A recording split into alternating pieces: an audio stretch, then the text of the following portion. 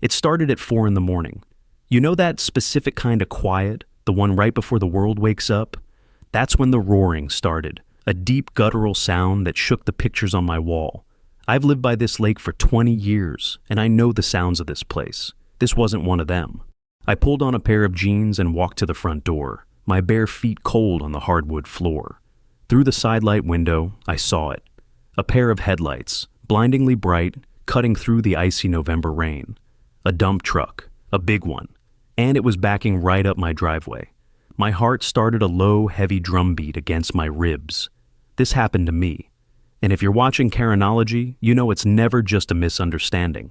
I threw the door open. The air hit me like a slap, that sharp, wet smell of diesel and cold earth. "Hey, what the hell are you doing?" I yelled, but my voice was swallowed by the grinding hydraulics of the truck bed as it began to lift. Then I saw her. Standing by a sleek black SUV, sheltered under a fancy umbrella, was Karen, the president of our homeowners association.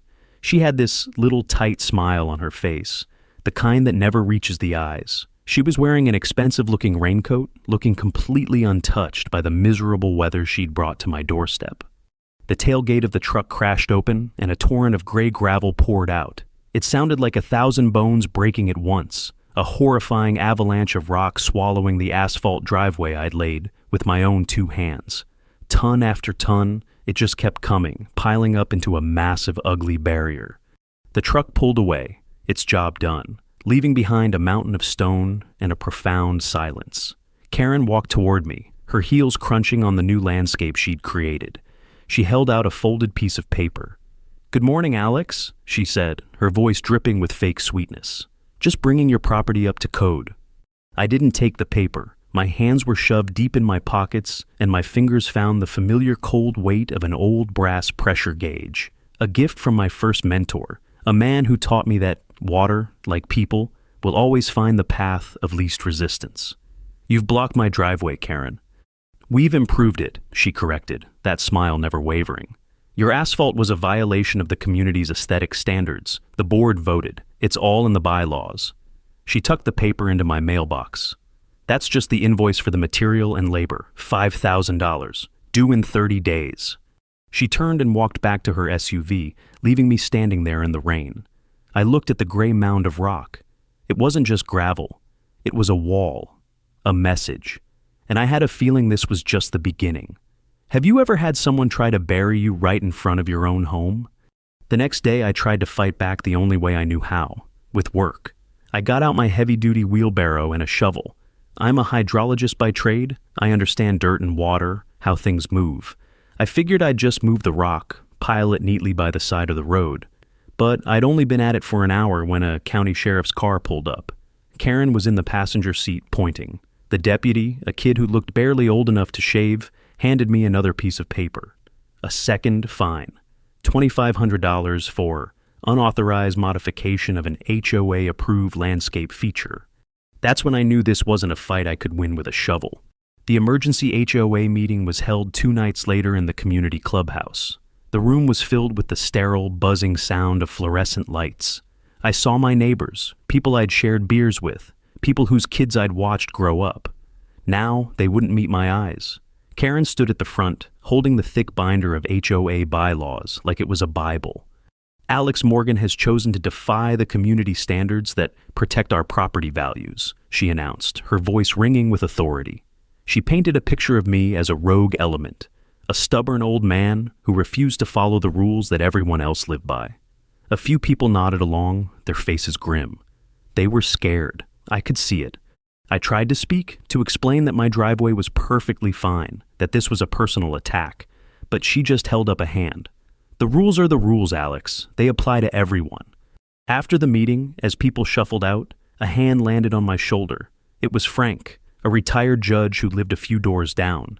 He was in his 70s, with eyes that had seen everything. "Don't try to argue the rule, Alex," he whispered, his voice low. "She's using the book as a weapon. You need to find out why she wrote that rule in the first place.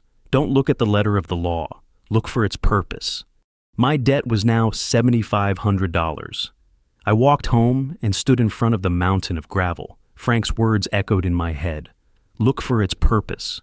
The moonlight was cold and sharp. and it made the pile of wet rock glisten. It looked like the spine of some sleeping beast right there on my land. And in that moment, I knew I wasn't going to just move it. I was going to follow it, all the way down to whatever dark place it came from. Frank's words were a compass in a storm. Look for its purpose. Standing there in the cold, I finally understood. This wasn't about my driveway. It was about something bigger. The gravel wasn't just a wall. It was a symptom of a sickness that had taken hold of our community, and Karen was its most visible carrier. My fight wasn't about asphalt anymore. It was about finding a cure. The next morning, I decided to act. Not with anger, but with logic. I fired up my old snowplow. It's a beast of a machine, more tractor than anything else, and it's been my winter workhorse for years. I didn't send the gravel back to her office, not yet. I was methodical. I carefully plowed a clean path from my garage to the street, just wide enough for my truck. I piled the displaced gravel into neat, symmetrical mounds along the edge of my property line. It was a clean job, respectful even. I was showing them I wasn't the monster they were painting me to be. That was my mistake. I thought I was playing chess. I didn't realize Karen was playing a different game entirely, one with no rules. By noon, the community message board was on fire. Someone had posted pictures of my handiwork. The angle was clever, shot from low down, making the neat piles of gravel look like massive, threatening earthworks. The caption read, "Alex Morgan is building a dam. Is he trying to flood the lower road?" Then came the comment from Karen herself. It was a masterpiece of passive aggression. "Let's all be patient," she wrote. "Some of us have a complicated history with water management. I'm sure Alex has learned from his past mistakes. We wouldn't want another incident like the one at Miller's farm, would we?" And there it was, my ghost. A project from a decade ago. A miscalculation on a drainage system for a new development that led to a 100-year flood, wiping out a family farm. It had bankrupted the farmer and nearly ended my career. It was a wound I carried every single day. And she just ripped it open for the whole world to see. You ever have someone use your deepest regret as a weapon against you? Let me know in the comments if you've ever been there. The fallout was immediate. My phone started buzzing. First, a client canceling a survey. Then another, postponing a soil analysis indefinitely. My professional services website, which had boasted a 4.9-star rating for years, was suddenly flooded with 1-star reviews. Anonymous accounts, of course. Unreliable, doesn't care about property damage. Nearly ruined my livelihood. My rating plummeted to a 3.2. This wasn't just a neighborhood dispute anymore. She was trying to starve me out. I was sitting at my kitchen table, staring at the screen, a cold knot of dread in my stomach, when there was a soft knock on the door. I expected another deputy, another fine, but it wasn't. It was Lily, the young barista from the coffee shop downtown. She was maybe 25, with bright, intelligent eyes that always seemed to be noticing everything. She was clutching a cardboard tube. "Sorry to bother you, Mr. Morgan," she said, shifting her weight. I have a weird question. You know about water, right?" I invited her in. She didn't mention the gravel or the online drama. She unrolled the cardboard tube on my table, revealing a set of old, yellowed maps. "I live down by the lake," she started, her finger tracing a line on the map. "My house has been in my family for generations. The basement has always been bone dry, always. But for the last month, it's been seeping. Not a lot, but it's damp. And the weird thing is..." She paused, looking up at me. "The lake is low, really low. The old pier, the one that's usually a foot underwater this time of year, it's completely exposed." It made no sense. We'd had more rain than usual. If anything, the lake should have been high, the ground saturated. I looked at the maps she'd brought. They were old county surveys from the 1950s, and on them was a web of blue lines that I'd never seen on any modern chart. A network of drainage culverts and spillways, all designed to channel excess rainwater from the hills, around the new developments, and safely into the lake. "They must have filled these in when they built the new houses in the 80s, I said, tracing one of the lines with my finger. It ran right through the new part of our subdivision, right past Karen's house. Lily nodded. "That's what I thought. But here's the thing." She pointed to a notation on the map. "This one, the main artery. It says primary overflow conduit. It runs right under the west end of the neighborhood." She looked at me. That's where they're building the new homeowners association office, isn't it? A chill went down my spine that had nothing to do with the November air. My eyes drifted from the map on the table to the gray wall of rock outside my window, the way the rainwater just sat on top of it in puddles, refusing to sink in, the fine, silty dust that felt more like clay than crushed stone. It wasn't draining, it was sealing. And suddenly, I felt like a man standing on a frozen lake, hearing the first crack of the ice beneath his feet. The gravel wasn't the purpose, it was a tool, and my small personal problem was suddenly connected to Lily's damp basement, a low lake, and a construction project I'd never paid any attention to. The two stories were one. The pieces were clicking into place, forming a picture I didn't want to see. Lily's old maps weren't just a historical curiosity. They were a treasure map, but the treasure was a disaster waiting to happen. The gravel on my driveway, the low lake, the new construction, it all felt connected, like spokes on a wheel, and I had a sick feeling Karen was sitting right at the hub. My first move was to test my theory about the gravel. I scooped a bucketful and brought it into my garage. It looked like standard crushed rock, but when I poured water over it, the water just sat there. It didn't drain through, it beat it up, forming a muddy paste with the fine dust mixed in. It was a cheap high clay aggregate, the kind of stuff a contractor would use if they wanted to save a buck and didn't care about drainage, or if they wanted to create a seal. Armed with this small piece of the puzzle, I decided to confront Karen directly. It was a tactical error, I see that now. You don't show a wolf you know where its den is. I caught her as she was leaving the new construction site, a sprawling skeleton of wood and concrete that would soon be the new homeowners association office.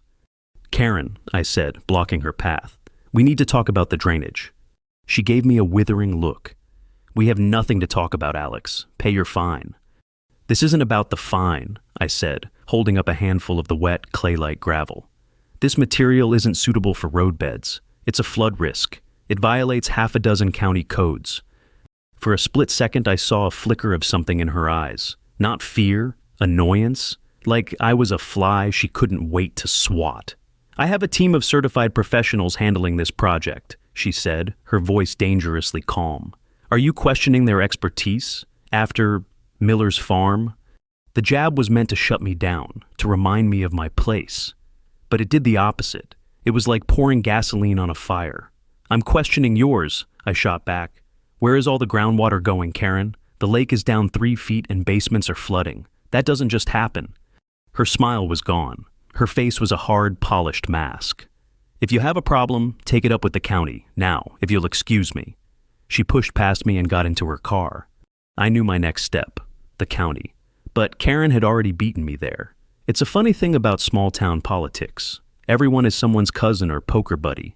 The guy at the county planning office listened to my concerns with a patient, practiced boredom. He pulled up the permits for the new HOA office. Everything was in order. He even had an environmental impact report. "It's all here, Mr. Morgan," he said, tapping the screen. "Signed off by a state-certified inspector. Says here the new construction will have a minimal impact. In fact, it's projected to improve local drainage with a new retention pond." He printed a copy for me. "Maybe you should take this up with your HOA." A perfect bureaucratic circle. I walked out into the cold afternoon air, clutching a useless report. The inspector's name seemed to jump off the page, Robert Miller. I didn't recognize it at first. Then it hit me. Miller. The same name as the farm. I pulled out my phone and did a quick search. Robert Miller was Karen's cousin. I felt a surge of rage, so hot and sharp it almost made me dizzy. This wasn't just corruption. It was a conspiracy. A neat little family business built on lies. What would you do if you found out the entire system was rigged against you, that the very people meant to protect you were in on the scam? That night, just as I was about to give up, I got another visitor. This one surprised me more than any of them. It was a kid, no older than 17. He was wearing a hoodie pulled low over his face, and he kept looking over his shoulder. I recognized him from the construction site. He was Karen's son. "You're Alex Morgan?" he mumbled, not looking at me. "I am," I said, my hand resting on the doorknob, ready to slam it shut. He took a step back, holding up his hands. "Look, I don't want any trouble. My mom, she makes me work for that jerk contractor. I overheard them talking." He shoved a crumpled piece of paper into my hand. It was a delivery schedule from the quarry. "I don't know what's going on," he said, his voice barely a whisper. "But they're getting another delivery, a big one, 2 nights from now. They're going to be pouring concrete down by the old spillway near the lake." He finally looked at me, and his eyes were terrified. They said they had to plug the old leak before the winter freeze. He turned and ran, disappearing into the darkness before I could say a word. I smoothed out the crumpled paper. He wasn't just giving me a schedule, he was giving me a deadline. They weren't just building an office, they were burying a secret. And in 2 days, that secret would be sealed under tons of solid concrete, lost forever. The crumpled delivery schedule felt heavier than a rock in my hand. It was a countdown clock. 48 hours until Karen and her cronies entombed the evidence. I had the what, the illegal blocking of a primary drainage culvert, and the why was becoming clearer. This wasn't just about saving money on construction. It was about manipulating the water table of the entire area. But what was the end game? I spent the next day combing through Lily's old maps and cross-referencing them with modern satellite imagery. The old culvert, the leak they were so desperate to plug, wasn't just a simple pipe. It was the main pressure relief valve for the entire watershed. For decades, it had safely channeled storm runoff into the lake. Blocking it was like clamping a major artery. The pressure had to go somewhere. It was seeping into basements like Lily's, sure, but the main volume of water was being diverted, following the path of least resistance along a subterranean layer of shale, a path that ran, as I discovered with a growing sense of horror, directly underneath a dozen prime lakeside properties that had been on the market for years without selling. Suddenly, the motive clicked into place, and it was colder and more calculating than I could have imagined. This wasn't about building a new office. This was a hostile takeover disguised as a construction project. They were artificially creating a high water table under those specific lots, making them appear to be unstable, uninsurable flood risks. The property values would plummet, and who would be there to scoop them up for pennies on the dollar? A friendly developer, no doubt, with deep ties to the Homeowners Association board. The gravel on my driveway was just a sideshow, a way to punish and discredit the one person in the neighborhood who might understand what was happening. I called Frank, the retired judge, and laid it all out for him. He listened patiently, the silence on his end of the line stretching out. "It's a brilliant and despicable plan, Alex," he said finally, "but it's your word against a state-certified inspector and a pile of official-looking permits. You have a theory, but you don't have proof." "Then I'll get it," I said. "How?" he asked. "You can't just go digging on their construction site. They'll have you arrested for trespassing before your shovel hits the dirt." He was right. I needed something undeniable, something they couldn't bury under paperwork or family connections. I needed to make the invisible visible, and as a hydrologist, I knew exactly how to do it. The plan began to form in my mind, audacious and risky. But it was the only shot I had. I needed a few things: a high-pressure water pump, several hundred feet of hose, and 5 gallons of rhodamine dye. It's a fluorescent, non-toxic tracer dye. In concentrated form, it's a deep blood red, but when diluted in water, it glows a brilliant, impossible-to-miss pinkish red under UV light, or even in broad daylight if the concentration is high enough. But before I could gather my supplies, Karen made her next move. It was an escalation I never saw coming. The next afternoon, an official from the county's Child Protective Services showed up at my door. My heart dropped into my stomach. I don't have any kids. My son is grown, with a family of his own, living halfway across the country. The woman was polite but firm. "We received an anonymous tip, Mr. Morgan. A complaint about an unsafe environment, loud noises at all hours, heavy machinery, aggressive behavior. The caller was concerned about the well-being of the child who lives here." I stared at her, dumbfounded. "There are no children here." "The caller was very specific," she said, peering past me into my house. "They mentioned a young boy, your grandson perhaps, visiting." And I knew exactly who made that call. My grandson had been visiting for a week last summer. Karen had seen him. She was twisting that memory into something monstrous, using the most vile accusation she could conjure to paint me as a danger. It was a shot below the belt, designed to shatter my reputation completely. It was no longer about property or water. She was trying to break me as a man. Have you ever been accused of something so vile it makes you question everything? It's a special kind of hell. The CPS worker left, seemingly satisfied that there was no endangered child in my home. But the damage was done. The visit was logged, a file was opened. The poison of her lie was now in the system. I sat there in the silence of my house for a long time. The anger was gone, replaced by something colder, a quiet, razor-sharp resolve. She had made a critical mistake. She thought she was cornering an animal. She didn't realize she was cornering a hunter. The clock was ticking. I had less than 24 hours. My reputation was in tatters, my finances were bleeding, and the system was completely rigged against me. It was just me, a crazy plan, and the quiet support of a retired judge and a young barista. It wasn't much, but it was going to have to be enough. The game had changed. Now we were playing for keeps. The CPS visit was the final straw. It was a line crossed, a desecration of something sacred. My anger cooled into a diamond-hard point of focus. Karen wasn't just trying to win. She was trying to annihilate me. That night, I didn't sleep. I planned. My garage, usually a quiet place of tinkering and repair, became a command center. I had the pump, the hoses, and the rhodamine dye I'd sourced from an industrial supplier. It looked like 5 gallons of pure fury sitting in a corner. My plan, my live test, was simple in concept, but terrifying in execution. I was going to prove my theory by force. I would pump a massive volume of dyed water into the ground near my house and see where it came out.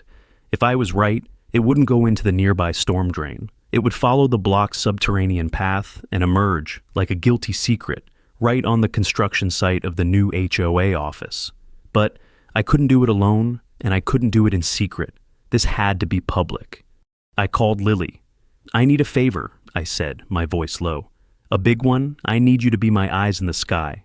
She had a high-end drone she used for her photography hobby. She agreed without hesitation. Then I called Frank. "I need you to make some noise," I told him. "Call an emergency HOA meeting for tomorrow afternoon. Tell them it's about a critical safety issue that requires an immediate vote. Be dramatic. Make it sound like the end of the world." He chuckled grimly. "That won't be hard. For some of them, it just might be." But as I was setting up my equipment under the cover of darkness, I saw a flicker of movement near my garage. I froze. A figure detached from the shadows. It was Frank. He was supposed to be at home, making calls.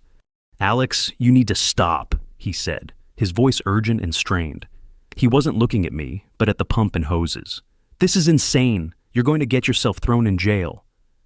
"It's the only way, Frank," I said, coiling a hose. "We both know that." "No, it's not." He finally met my gaze, and his eyes were filled with a strange mix of pity and defeat. I spoke with Karen's lawyer. He's a former colleague. He showed me something." Frank reached into his coat and pulled out a document.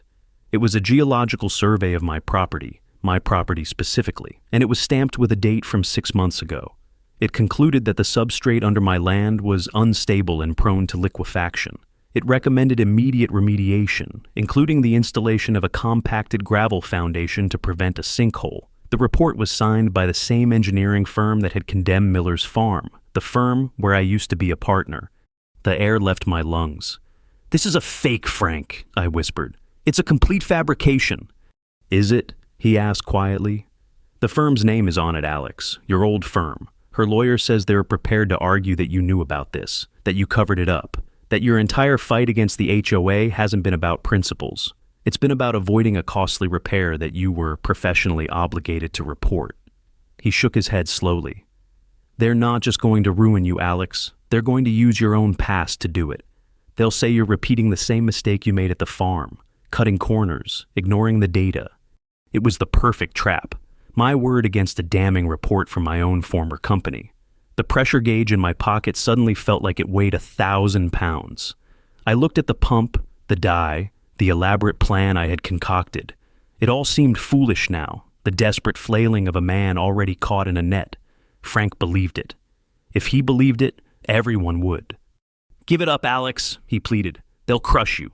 Don't give them the satisfaction." I looked at my old friend, the man I trusted, and saw the truth. He wasn't betraying me. He was trying to save me.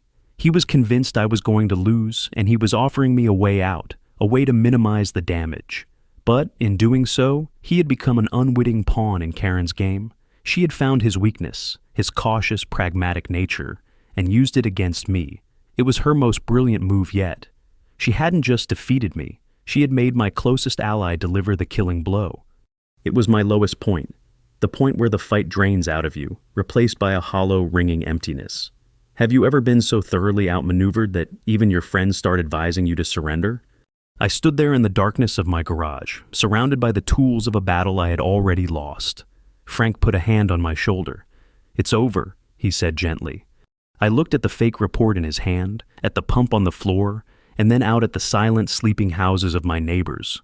It wasn't just about my land anymore. It was about theirs, too. They just didn't know it yet. A slow, cold anger began to burn away the despair. Maybe Frank was right. Maybe the old Alex would have given up. But I wasn't that man anymore. Karen had made sure of that. "No, Frank," I said, my voice quiet but clear. "It's not over. It's just getting started." I turned and switched on a single bare work light. The red canisters of dye seemed to glow in the sudden brightness. "Now, are you going to help me, or are you going to get out of my way?"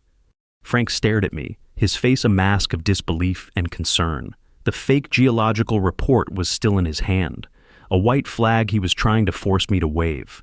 But seeing the lie in print, the way they had twisted my own professional history into a weapon, didn't break me. It did the opposite. It unshackled me. When your enemy decides to burn everything to the ground, you stop worrying about playing by the rules. You start thinking about how to control the fire. "Alex, be reasonable," he started, but I cut him off. "Reasonable left the building when she sent a CPS worker to my door, Frank," I said, my voice low and steady. "Reasonable left when she forged a report using my old firm's name.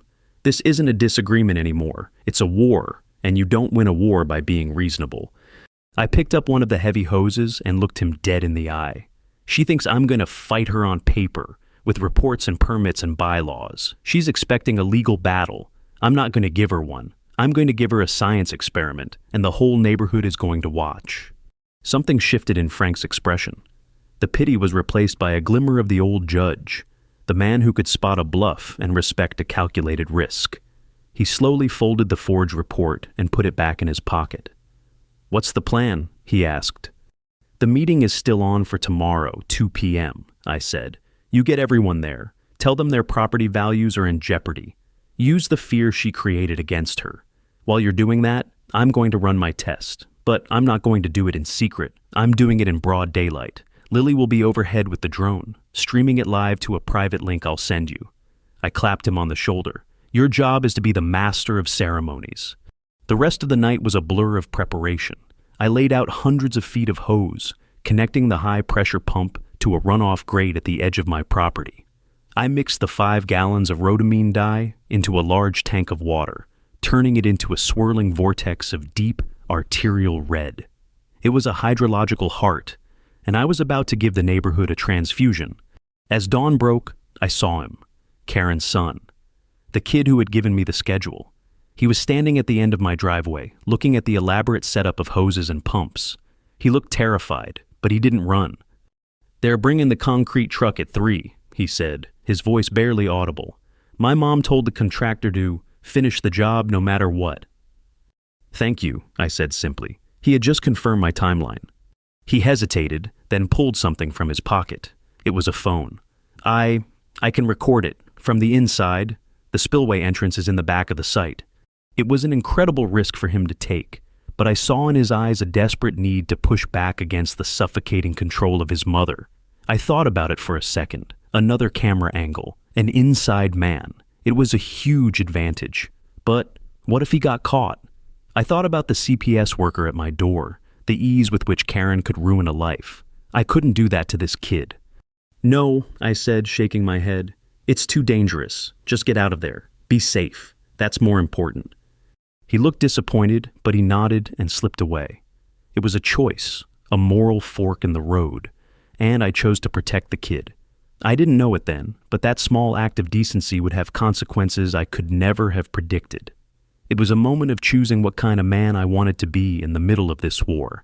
And if you've ever had to make a choice like that, where the smart move feels wrong, you know what I'm talking about. If you've been there, hit that like button. By 1:45 p.m., everything was ready. The community clubhouse was packed, buzzing with nervous energy. Frank was at the podium, a masterful conductor of anxiety, talking about mysterious geological reports and sudden drops in property assessments. He was stalling for me, building the tension. At precisely 2:00 a.m., I sent Frank the link to the drone's live feed. I gave Lily the signal, the drone whirred to life, rising silently into the gray sky. Then, I walked over to the pump and put my hand on the switch. I took a deep breath. My entire life, my reputation, my home, it all came down to this, to one simple, irreversible action. I thought about the pressure gauge in my pocket. It was about measuring force, and I was about to apply a whole lot of it. I flipped the switch. The pump roared to life, and a torrent of blood-red water surged into the ground. The pump hummed like a living thing, forcing hundreds of gallons of red-dyed water into the earth. For a few agonizing moments, nothing happened. I stood there, my heart hammering against my ribs, watching the ground soak up the red tide. Did I miscalculate? Was Frank in that clubhouse looking like a fool, his reputation crumbling along with mine? Then, inside the clubhouse, Frank's voice cut through the nervous chatter. "Ladies and gentlemen," he announced, his voice booming with newfound confidence. "Before we vote on this emergency assessment, I believe there's a live demonstration you all need to see." He tapped his phone, and the large projector screen behind him, which had been showing a boring slide with the HOA logo, flickered to life. The screen showed a bird's-eye view of our neighborhood. It was Lily's drone feed. The image was crystal clear. It panned from my house, where a pool of red water was rapidly disappearing into the ground, and began to follow the invisible path of the old culvert. On the screen, the drone flew over manicured lawns and pristine houses. Nothing. It flew over the tennis courts. Nothing. The camera panned towards the lake, where the water should have been going. The shoreline remained undisturbed. A nervous murmur went through the crowd. Karen, standing near the front, had a smug, triumphant look on her face. She thought I was making a fool of myself. But the drone didn't stop. It kept going, heading straight for the one place Karen never wanted anyone to look, the construction site for the new HOA office. And then we saw it. A tiny puff of pinkish vapor erupting from a muddy patch of ground right next to the foundation of the new building. Then another, and another. Within seconds, the ground began to bleed. Bright, lurid, unmistakable red water started bubbling up from the earth, turning the entire construction site into a swamp of churning pink mud. It was like a scene from a horror movie. The ground itself was hemorrhaging. A collective gasp went through the clubhouse. The smug look on Karen's face evaporated, replaced by a mask of pure, unadulterated panic. She lunged for the projector's power cord, but a couple of homeowners blocked her path. All eyes were glued to the screen. The drone zoomed in. The red water wasn't just pooling, it was actively undermining the freshly poured concrete foundation. Cracks were already starting to appear. They had built their new headquarters directly on top of a hydrological time bomb. And I had just lit the fuse. "What you are seeing," Frank's voice thundered over the shocked silence, "is the direct result of the Homeowners Association intentionally and illegally blocking the primary storm culvert for our community. They have diverted tons of groundwater to deliberately devalue lakeside properties for a buyout scheme. And in their greed, they have compromised the foundation of their own monument to corruption." He held up the forged geological report. "They were even prepared to use this fraudulent document, bearing the name of my friend's old firm, to discredit and silence him." Chaos erupted. People were yelling, pointing fingers. Karen tried to shout over the noise, babbling about permits and rogue members, but no one was listening. Her power, built on a foundation of lies and intimidation, was dissolving as quickly as the ground under her new office. But the show wasn't over. Just then, a new figure walked onto the drone's frame. It was Karen's son. He wasn't supposed to be there.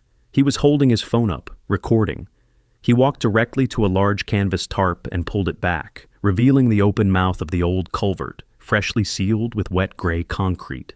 The proof, the smoking gun they were minutes away from burying forever. He had gone back. My refusal to endanger him had, paradoxically, empowered him to act. He had made his own choice. That's when Karen truly broke. She let out a strangled cry and shoved her way out of the clubhouse, running toward the construction site, screaming her son's name.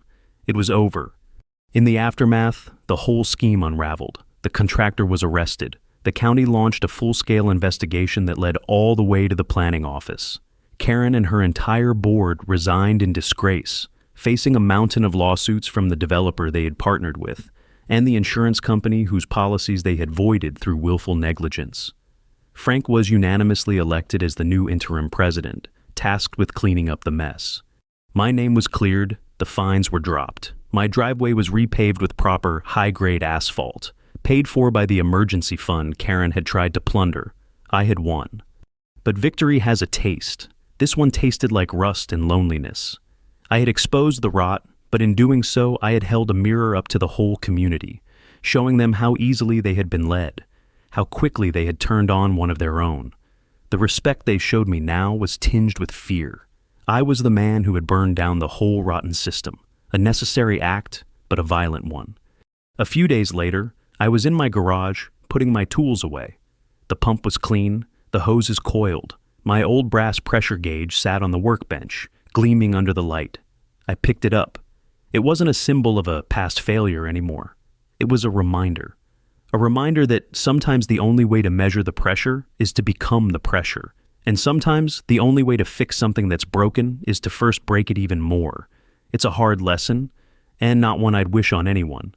But it's one I'll never forget.